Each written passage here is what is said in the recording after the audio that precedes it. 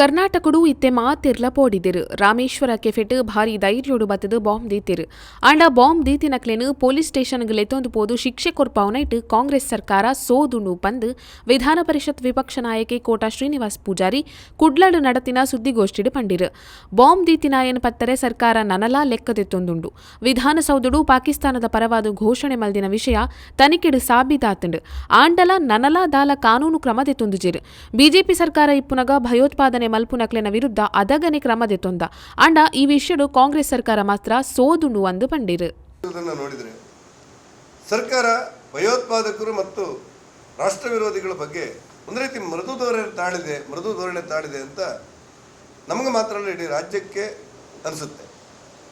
ಎಲ್ಲ ಹಿನ್ನೆಲೆಯಲ್ಲಿ ನಾನು ಸರ್ಕಾರಕ್ಕೆ ಆಗ್ರಹಪಡಿಸ್ತೇನೆ, ಇನ್ನು ತುಂಬ ಮೀನಮೇಷ ಮಾಡೋದ್ರಿಂದ ರಾಜಕಾರಣಿಗಳಿಗೋಸ್ಕರ ಮತದ ಭೇಟಿಗೋಸ್ಕರ ರಾಷ್ಟ್ರದ ಹಿತವನ್ನು, ದೇಶದ ಹಿತವನ್ನು, ರಾಜ್ಯದ ಕಾನೂನು ಸುವ್ಯವಸ್ಥೆಯನ್ನು ನಿರ್ಲಕ್ಷ್ಯ ಮಾಡಿದರೆ ಅದರ ಘೋರ ಪರಿಣಾಮವನ್ನು ರಾಜ್ಯ ಜನತೆ ಅನುಭವಿಸುವಂಥ ಕ್ಷಣ ಬರುತ್ತೆ.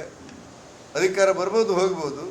ಒಂದು ಗಟ್ಟಿ ನಿಂತು ಸಿದ್ದರಾಮಯ್ಯನವರು ಮತ್ತು ಗೃಹ ಮಂತ್ರಿಗಳು, ಉಪಮುಖ್ಯಮಂತ್ರಿಗಳು ಈ ವಿಧಿವಿಜ್ಞಾನ ವರದಿ ಬಂದ ನಂತರ ಆಗಿರುವಂಥ ಒಟ್ಟು ವ್ಯವಸ್ಥೆಗಳನ್ನು ಅರ್ಥ ಮಾಡಿಕೊಂಡು ಆ ವಿಧಾನಸೌಧದಲ್ಲಿ ಪಾಕಿಸ್ತಾನದ ಪರವಾಗಿ ಘೋಷಣೆ ಕೂಗಿದವ್ರನ್ನ ತಕ್ಷಣ ಬಂಧನಕ್ಕೆ ಒಳಪಡಿಸಬೇಕು ಮತ್ತು ಅವ್ರ ಮೇಲೆ ಕ್ರಮ ಕೈಗೊಳ್ಳಬೇಕು ಅನ್ನುವಂಥ ಆಗ್ರಹವನ್ನು ಮಾಡ್ತೇವೆ. ಒಬ್ಬ ಮುಖ್ಯಮಂತ್ರಿಗಳಿಗೆ ಸಂಕೋಚವೇ ಆಗಿಲ್ವಾ? ಏನು ಅನಿಸಿಲ್ವಾ? ಕರ್ನಾಟಕದ ಆತ್ಮ ಯಾವುದು ಕೇಳಿದರೆ ಅದು ವಿಧಾನಸೌಧ. ಅಂಥ ವಿಧಾನಸೌಧದಲ್ಲಿ ಇಲ್ಲಿವರೆಗೆ ಅಲ್ಲೆಲ್ಲ ಬಾಂಬ್ ಆಗ್ತಾಯಿದ್ರು, ಅಲ್ಲೆಲ್ಲೋ ರಾಷ್ಟ್ರ ವಿರೋಧಿ ಘೋಷಣೆಗಳನ್ನು ಕೂಗ್ತಾಯಿದ್ರು, ಕಾಂಗ್ರೆಸ್ ಗೆದ್ದಾಗಲೆಲ್ಲ ಪಾಕಿಸ್ತಾನಕ್ಕೆ ಜೈ ಅಂತ ಇದ್ರು, ಇದೆಲ್ಲ ನಡೀತಾ ಇತ್ತು. ಆದರೆ ಯಾರು ಕೂಡ ರೋಷದಿಂದ, ಕೋಪದಿಂದ ಪ್ರತಿಕ್ರಿಯೆ ಮಾಡ್ತಾ ಇದ್ದೀವಿ.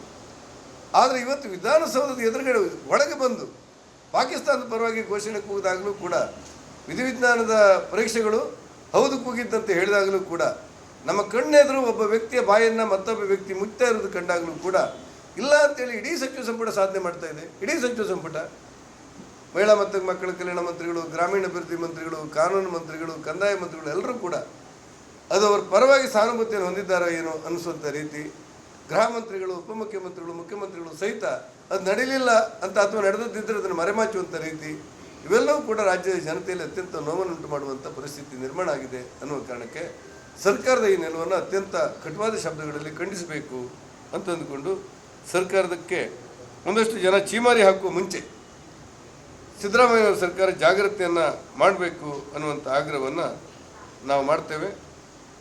ಸಮೃದ್ಧ ಕರ್ನಾಟಕವನ್ನು ನಿರ್ಮಾಣ ಮಾಡ್ತೇವೆ ಅಂತೇಳಿ ಸಿದ್ದರಾಮಯ್ಯನವರು ಹೇಳಿದರು. ಸಮೃದ್ಧ ಕರ್ನಾಟಕವನ್ನು ನಿರ್ಮಾಣ ಮಾಡ್ತೇವೆ. ಸಮೃದ್ಧ ಕರ್ನಾಟಕ ನಿರ್ಮಾಣ ಮಾಡುವುದಂದರೆ ವಿಧಾನಸೌಧದೊಳಗೆ ಪಾಕಿಸ್ತಾನದ ಪರವಾಗಿ ಘೋಷಣೆ ಕೂಗುವುದು ಅದರಲ್ಲಿ ಬರುತ್ತಾ? ಸಮೃದ್ಧ ಕರ್ನಾಟಕ ನಿರ್ಮಾಣ ಮಾಡ್ತೇವೆ ಅಂತೇಳಿ ಬೆಂಗಳೂರಿನಲ್ಲಿ ರಾಜಾರೋಷವಾಗಿ ಒಂದು ಖಾಸಗಿ ಹೋಟೆಲ್ನಲ್ಲಿ ಬಾಂಬ್ ಬಿಟ್ಟು ರಾಜಾರೋಷವಾಗಿ ಹೊರಗೆ ಹೋಗುವಂಥ ಪರಿಸ್ಥಿತಿ ನಿರ್ಮಾಣ ಆಗುವುದು ಅದರಲ್ಲಿ ಬರುತ್ತಾ ಅನ್ನೋದ್ರ ಬಗ್ಗೆ ಮಾನ್ಯ ಮುಖ್ಯಮಂತ್ರಿಗಳು ಪತ್ರಿಕೆ ಕೊಡಬೇಕು, ಹೇಳಿಕೆ ಕೊಡಬೇಕು ಅಂತ ನಾನು ವಿನಂತಿ ಮಾಡ್ತೇನೆ. ಮೊನ್ನೆ ನಡೆದಿರುವಂಥ ಒಟ್ಟು ವಿದ್ಯಮಾನಗಳನ್ನು ನಾವು ಈ ಮೊನ್ನೆ ರಾಜಧಾನಿ ಬೆಂಗಳೂರಿನಲ್ಲಿ ಸಂವಿಧಾನ ಉಳಿಸಿ ಅಂತ ಹೇಳುವಂಥ ಒಂದು ಸಮಾರಂಭ ಮಾಡಿದ್ವಿ. 10-20 ಕೋಟಿ ರೂಪಾಯಿ ಖರ್ಚಾಗಿರ್ಬೋದು ಅದಕ್ಕೆ. ಆ ಸಂವಿಧಾನ ಉಳಿಸಿ ಅನ್ನುವಂಥ ಸಮಾರಂಭಕ್ಕೆ ರಾಷ್ಟ್ರ ವಿರೋಧಿಯಾಗಿ ನಡ್ಕೊಂಡಂಥ ಲೇಖಕಿ ನಿತಿಲ್ ಫೌಲ್ ಅವಳನ್ನು ಕರೆದು ಭಾಷಣ ಮಾಡಬೇಕು ಅನ್ನುವಂಥ ಮಟ್ಟಕ್ಕೆ ಸರ್ಕಾರದ ಮಾನಸಿಕ ಸ್ಥಿತಿ ಹೋದರೆ, ಕಾಶ್ಮೀರದಲ್ಲಿರುವಂಥ ಭಯೋತ್ಪಾದಕರ ಬಗ್ಗೆ ಸಹಾನುಭೂತಿ ಹೊಂದಿದ್ದ, ಭಾರತ ರಾಷ್ಟ್ರದ ಒಟ್ಟು ಚಟುವಟಿಕೆಗಳನ್ನು ವಿರೋಧಿಸ್ತಲೇ ಬಂದ ಒಬ್ಬ ಲೇಖಕಿಯರನ್ನು ಕರೆದು ನೀವು ಭಾಷಣ ಮಾಡಿ ಅಂತ ಹೇಳುವಂಥ ಮಟ್ಟಕ್ಕೆ ಕಾಂಗ್ರೆಸ್ ಸರ್ಕಾರ ಬಂದರೆ, ಕಾಂಗ್ರೆಸ್ ಸರ್ಕಾರದ ಒಟ್ಟು ಯೋಚನೆ ಹೇಗಿರ್ಬೋದು ಅನ್ನೋದು ರಾಜ್ಯ ಜನತೆ ಮತ್ತು ದೇಶದ ಜನತೆ ತಿಳ್ಕೊಳ್ತಾರೆ ಅಂತ ನನಗೆ ಅನಿಸುತ್ತೆ. ಹೀಗೆ ನಾನು ಒಟ್ಟಾರೆ ಯೋಚನೆ ಏನಂದರೆ, ರಾಷ್ಟ್ರ ವಿರೋಧಿಗಳು ಮತ್ತು ಭಯೋತ್ಪಾದಕರಿಗೆ ಒಂದು ರೀತಿಯಲ್ಲಿ ಒಂದು ವಿಶ್ವಾಸ ಬರುವಂಥ ಮತ್ತು ಬೀದಿಗಿಳಿದು ಅವರು ಕೆಲಸ ಮಾಡುವಂಥ ಅವಕಾಶಗಳನ್ನು ಕಾಂಗ್ರೆಸ್ ಸರ್ಕಾರ ಕಲ್ಪಿಸ್ತಿದೆ ಅನ್ನುವಂಥ ಆರೋಪವನ್ನು ಈ ಮೂಲಕ ಮಾಡ್ತೇನೆ. ಒಂದೇ ಪ್ರಶ್ನೆ, ಈ ಸಂವಿಧಾನಕ್ಕೆ ತೊಂದರೆ ಕೊಟ್ಟದ್ದು ತುರ್ತು ಪರಿಸ್ಥಿತಿ ಸಂದರ್ಭದಲ್ಲಿ, ಆ ತುರ್ತು ಪರಿಸ್ಥಿತಿ ತಂದವರು ಯಾರು ಅನ್ನುವಂಥ ಚರ್ಚೆಗೆ ಕಾಂಗ್ರೆಸ್ ಸರ್ಕಾರ ಇವತ್ತು ಉತ್ತರ ಕೊಡಬೇಕಾಗಿದೆ. ಮೊನ್ನೆ ಬಜೆಟ್ ಮೇಲೆ ಭಾಷಣ ಮಾಡುವಾಗ ಮುಖ್ಯಮಂತ್ರಿಗಳು ಉತ್ತರ ಕೊಡುವಾಗ ನಾವು ಕೇಳಿದೆವು, ದಯವಿಟ್ಟು ನಾವು ಕೇಳಿದ ಪ್ರಶ್ನೆಗೆ ಉತ್ತರ ಕೊಡಿ ನೀವು, ಆನಂತರ ಉಳಿದೆಲ್ಲ ನಿಮ್ಮ ಮಾತನ್ನು ಕೇಳ್ತೇವೆ ಅಂತ ಹೇಳಿದರೆ ಯಾವ ಕಾರಣಕ್ಕೂ ಕೂಡ ನಮ್ಮ ಪ್ರಶ್ನೆಗೆ ಉತ್ತರ ಕೊಡುವಂಥ ಸ್ಥಿತಿಯಲ್ಲಿ ಮನೋಸ್ಥಿತಿಯನ್ನು ಮಾನ್ಯ ಮುಖ್ಯಮಂತ್ರಿಗಳಾದ ಸಿದ್ದರಾಮಯ್ಯನವರು ಇರಲಿಲ್ಲ ಅನ್ನೋದು ನಾವೆಲ್ಲರೂ ಗಮನಿಸಬೇಕಾದಂಥ ಒಂದು ವಿಚಾರ. ಇವತ್ತು ಬಾಬಾ ಸಾಹೇಬ್ ಅಂಬೇಡ್ಕರ್ ಅವರ ಹೆಸರಿನಲ್ಲಿ ಸರ್ಕಾರ ಒಂದಿಷ್ಟು ಪ್ರಚಾರಗಳನ್ನು ಪಡ್ಕೊಳ್ತಾ ಇದೆ. ಆ ಪ್ರಚಾರಗಳೇನಿದೆ ಅಂತ ಹೇಳಿದ್ರೆ, ಬಾಬಾ ಸಾಹೇಬ್ ಅಂಬೇಡ್ಕರ್ ಅವರ ಸಂವಿಧಾನವನ್ನು ನಾವು ರಕ್ಷಣೆ ಮಾಡ್ತಾ ಇದ್ದೇವೆ, BJP ಅವರಿಗೆ ತೊಂದರೆ ಕೊಡ್ತಾ ಇದ್ದಾರೆ ಅಂತ ಹೇಳುವಂಥ ಸುಳ್ಳು ಪ್ರಚಾರವನ್ನು ಸ್ವತಃ ಮುಖ್ಯಮಂತ್ರಿಗಳೇ ಮಾಡ್ತಾ ಇದ್ದಾರೆ. ನಾನು ಅವ್ರಿಗೆ ಒಂದೇ ಮಾತು ಕೇಳಿದ್ದೆ, ಮೊನ್ನೆ ಸದನದಲ್ಲೂ ಕೇಳಿದ್ದೆ. ಶ್ರೀಮತಿ ಇಂದಿರಾ ಗಾಂಧಿ ಅವರಿಗೆ, ರಾಜೀವ್ ಗಾಂಧಿ ಅವರಿಗೆ, ನೆಹರೂರವರಿಗೆ ದಿಲ್ಲಿಯಲ್ಲಿ ಅವರ ಸಂಸ್ಕಾರ ಮಾಡಲಿಕ್ಕೆ, ಅವರ ಸ್ಮಾರಕಗಳನ್ನು ನಿರ್ಮಾಣ ಮಾಡಲಿಕ್ಕೆ 50, 60, 100 ಎಕರೆ ಜಾಗವನ್ನು ನಿಮಗೆ ಕೊಡಲಿಕ್ಕಾಗತ್ತೆ ಸರ್ಕಾರಕ್ಕೆ. ಆದರೆ ಬಾಬಾ ಸಾಹೇಬ್ ಅಂಬೇಡ್ಕರ್ ಅವರು ಸಂಸ್ಕಾರ ಮಾಡಲಿಕ್ಕೆ ಒಂದು 10 ಅಡಿ ಜಾಗ ಡಿಲ್ಲಿಯಲ್ಲಿ ಕೊಟ್ಟಿಲ್ಲ. 10 ಅಡಿ ಜಾಗ ಕೊಡದೆ ಅವರ ಪಾರ್ಥಿವ ಶರೀರವನ್ನು ಮುಂಬೈಗೆ ತೆಗೆದುಕೊಂಡು ಹೋಗುವಂಥ ಪರಿಸ್ಥಿತಿ ನಿರ್ಮಾಣ ಆಯ್ತಲ್ಲ. ಹಾಗಿದ್ರೆ ಬಾಬಾ ಸಾಹೇಬ್ ಅಂಬೇಡ್ಕರ್ ಅವರನ್ನು ಗೌರವಿಸ್ತೀರಾ ನೀವು ಅನ್ನುವಂಥ ಮಾತನ್ನು ಕೇಳಬೇಕಾಯಿತು. ಕಾಶ್ಮೀರದಲ್ಲಿ 370 ರದ್ದು ಮಾಡಿರುವಂಥ ಹಿನ್ನೆಲೆ ಭಯೋತ್ಪಾದಕರನ್ನು ಮಟ್ಟ ಹಾಕಿದ್ದು ಮಾತ್ರ ಅಲ್ಲ ನರೇಂದ್ರ ಮೋದಿಯವರು, ಬರೇ ಭಯೋತ್ಪಾದಕರ ಮಟ್ಟ ಹಾಕಿದ್ದಲ್ಲ, ಪ್ರಥಮ ಬಾರಿಗೆ ಕಾಶ್ಮೀರದಲ್ಲಿ ಮೀಸಲಾತಿಯನ್ನು ತಂದರು. ಪ್ರಥಮ ಬಾರಿಗೆ ಕಾಶ್ಮೀರದಲ್ಲಿ ಮೀಸಲಾತಿಯನ್ನು ತಂದು ಪರಿಶಿಷ್ಟ ಜಾತಿ ಪರಿಶಿಷ್ಟ ಪಂಗಡದವರಿಗೆ ಮುಕ್ತವಾದಂಥ ಮೀಸಲಾತಿಯನ್ನು ಇಡೀ ಭಾರತದಲ್ಲಿ ಕೊಡುವಂಥ ಒಂದು ಕ್ರಾಂತಿಕಾರಕ ಕೆಲಸಕ್ಕೆ ಕೈ ಇಕ್ಕಿದ್ದು ನರೇಂದ್ರ ಮೋದಿಯವರು ಅನ್ನೋದನ್ನು ನಾವು ನೆನಪು ಮಾಡಿಕೊಳ್ಬೇಕು. ಅದರ ಜೊತೆಯಲ್ಲಿ 32,000 ಕೋಟಿ ರೂಪಾಯಿಯನ್ನು ಬಿಡುಗಡೆ ಮಾಡಿ ಇಡೀ ಕಾಶ್ಮೀರವನ್ನು ಅಭಿವೃದ್ಧಿ ಮಾಡುವಂಥ ಒಂದು ಪ್ರವಾಸೋದ್ಯಮಕ್ಕೆ ಇಡೀ ಜಗತ್ತಿಗೆ ಮಾದರಿ ಆಗುವಂಥ ಒಂದು ಅಭಿವೃದ್ಧಿಯಲ್ಲಿ ನಿರ್ಮಾಣ ಆಗ್ತದೆ. ನಮ್ಮನ್ನು ವೈಚಾರಿಕವಾಗಿ ಟೀಕಿಸ್ತಾ ಇರುವಂಥ ಫಾರೂಕ್ ಅಬ್ದುಲ್ಲಾ ಅವರು ಪ್ರಧಾನಮಂತ್ರಿ ನರೇಂದ್ರ ಮೋದಿಯವರು ಕಾಶ್ಮೀರ ತಂದಿರುವಂಥ ಬದಲಾವಣೆಗಳನ್ನು ಸ್ವಾಗತ ಮಾಡೋದನ್ನು ನಮ್ಮನ್ನು ನೋಡಲಿಕ್ಕೆ ಅವಕಾಶಗಳಾಗಿವೆ. ಯಾವುದಕ್ಕರ ತಂಡದಲ್ಲಿ ತರಬೇತಿ ಪಡೆದು ಕಾಶ್ಮೀರದಲ್ಲಿ ಕಲ್ಲು ಹೊಡೆಯುವಂಥ ಜವಾಬ್ದಾರಿ ತಗೊಂಡಂಥ ಅಬ್ದುಲ್ಲಾ ಅನ್ನುವಂಥ ಉಗ್ರಗಾಮಿ ಮುಕ್ತವಾಗಿ ಇಲ್ಲ, ನನ್ನ ಕೈಗಳಿಗೆ ಕೆಲಸ ಇರಲಿಲ್ಲ ಅನ್ನುವ ಕಾರಣಕ್ಕೆ ನಾನು ಕಲ್ಲು ಹೊಡಿತಾ ಇದ್ದೆ ಬೇರೆಯವ್ರ ಹತ್ರ ಹಣ ತಗೊಂಡು. ಆದರೆ ಈ ದೇಶ ಇಷ್ಟು ಬದಲಾವಣೆ ಆಗಿದ್ದರಿಂದಾಗಿ ನಾನೊಬ್ಬ ಭಾರತ ಪೌರ ಅಂತ ಹೇಳಲಿಕ್ಕೆ ನನಗೆ ಹೆಮ್ಮೆ ಅನ್ನುವಂಥ ಮಾತುಗಳನ್ನು ಸಾರ್ವತ್ರಿಕವಾಗಿ ಹೇಳುವಂಥ ಘಟನೆಗಳು ನಡೆದದ್ದನ್ನು ನಮಗೆ ಕಾಣಲಿಕ್ಕೆ ಅವಕಾಶಗಳಿದೆ. ಈ ಎಲ್ಲ ಹಿನ್ನೆಲೆಯಲ್ಲಿ ನಾನು ಸಿದ್ದರಾಮಯ್ಯನವರ ಸರ್ಕಾರಕ್ಕೆ ಆಗ್ರಹಪಡಿಸುವುದೇನೆಂದರೆ, ಕನಿಷ್ಠ ಈ ಬಾಂಬ್ ಹಾಕುವವ್ರನ್ನ, ಕನಿಷ್ಠ ರಾಷ್ಟ್ರ ವಿರೋಧಿಗಳನ್ನು ನಿಯಂತ್ರಣಕ್ಕೆ ತರಲಿಕ್ಕೆ ನಿಮಗೆ ಆಗದೇ ಇದ್ದರೆ ದಯವಿಟ್ಟು ನೀವು ಅಧಿಕಾರವನ್ನು ಬಿಡಬೇಕು ಅನ್ನುವಂಥ ಆಗ್ರಹವನ್ನು ಈ ಸಂದರ್ಭದಲ್ಲಿ ಮಾಡಬೇಕು ಅಂತ ಅನಿಸಿದೆ. ಹೌದು, ಈಗಾಗಲೇ ಪ್ರಕಟ ಆಗಿದೆ. ಮಾಧ್ಯಮದಲ್ಲಿ ಅದರ ಸುದ್ದಿಯನ್ನು ಅದರ ಪ್ರತಿಯನ್ನು ತೋರಿಸ್ತಾ ಇದ್ದಾರೆ. ಅದರ ಬಗ್ಗೆ ಇವರೇನು ಹೇಳ್ತಿದ್ದಾರೆ ಅಂದರೆ, ಇಲ್ಲ ಈಗ ಮಾಧ್ಯಮದಲ್ಲಿ ವಿಧಿವಿಜ್ಞಾನ ಪ್ರಯೋಗಾಲಯ ಖಾಸಗಿ ಪ್ರಯೋಗಾಲಯದ ಮಾದರಿಯನ್ನು ನಾನು ಹೇಳ್ತೇನೆ ನಿಮಗೆ.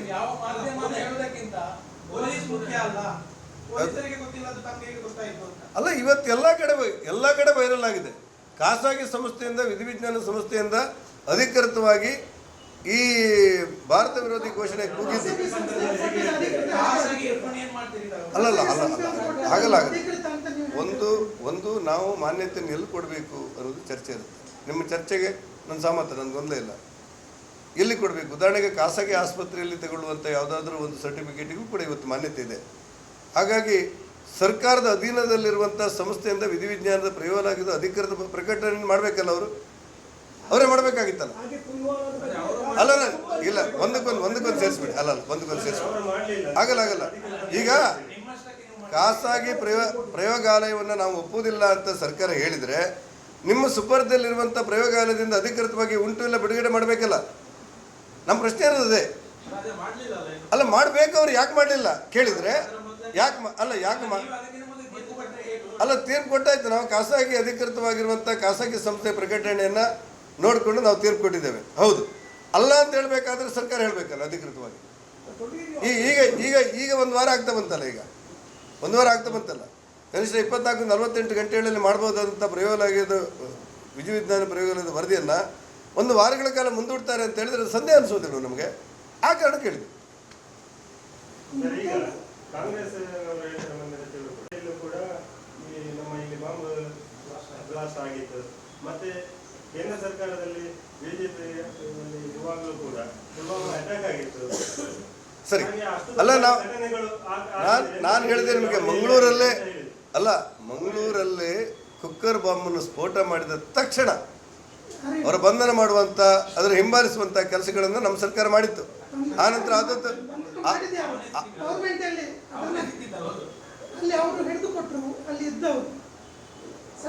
ಅಲ್ಲ ರೀ, ಹಾಗಲ್ಲ. ನಾನು ಹೇಳಿದೆ, ಈಗ ರಿಕ್ಷಾದಲ್ಲಿ ಹೋಗುವಾಗ ಒಂದು ಬಾಂಬ್ ಸ್ಫೋಟ ಆಯ್ತಲ್ಲ,